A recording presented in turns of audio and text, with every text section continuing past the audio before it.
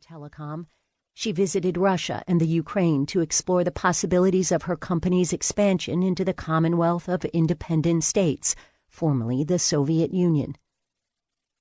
Kathleen comforted Caitlin through the first loss in her life in 1992.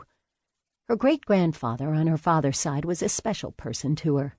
Although he was deaf, the two communicated well. He was a patient and gentle man who loved children, especially Caitlin. Caitlin adored the man she called Super Pop Pop. He was 104 years old when he died, but his passing still broke the little girl's heart. Kathleen sat by her ex-husband's side during the funeral and held her daughter tight while she shed tears of grief. Home from Europe for good, Mike Peterson was ready to purchase a home that suited his lofty position as a New York Times best-selling author. He had quite a bit of money to invest. He still had a great deal of his $600,000 advance for A Time of War, and he'd received additional funds when NBC acquired an option on that book. On top of that, his agent sold his unfinished manuscript, Peace and Reparations, to Simon & Schuster for a $450,000 advance. He found the perfect home in the heart of the Forest Hills neighborhood at the corner of Cedar and Kent Streets. Built in 1940, its 10,000 square feet made it the largest home in Durham.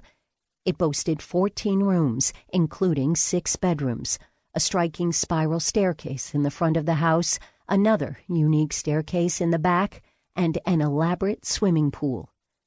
The house was featured in a movie, The Handmaid's Tale, released in 1990 and based on a book by Margaret Atwood. Robert Duvall and Faye Dunaway starred in the movie, and 3,000 area residents appeared as extras. The value of the home was listed on the tax records as $1.2 million. Peterson knew he could get it for a lot less. There was just one catch. He did not get a regular paycheck, and the bank wanted the signature of his wife, Patty, on the loan. Patty balked. She wanted nothing to do with that house. Michael took her out to Reno to visit his parents. He prevailed upon them to help him make Patty come to her senses. Michael had not been able to persuade her, but the pleas of his parents did the trick. Patty signed on the dotted line. The deal was closed on July 7th, 1992. Although Patty's name was on the deed, Mike moved into the home with Kathleen Atwater. Living with them were Margaret and Martha Ratliff, Caitlin Atwater, and Clayton Peterson, who had just returned from Germany after graduating from Frankfurt High School. He enrolled as an engineering student at Duke University. The move to Cedar Street created a rift in Kathleen's family. Her sister Candace thought she was wrong to live with a married man when there were children involved. The two sisters did not speak for more than a year. Kathleen was a gracious and willing hostess. She often opened her home for after-concert receptions and fundraising galas for the American Dance Festival, the Durham Art Guild, the Mallarmé Chamber Players, and the Carolina Ballet. She thought nothing of planning a dinner for 100 people and preparing all the food herself. She was the Martha Stewart of Durham, said Jimmy Gibbs, society columnist for the Herald-Sun.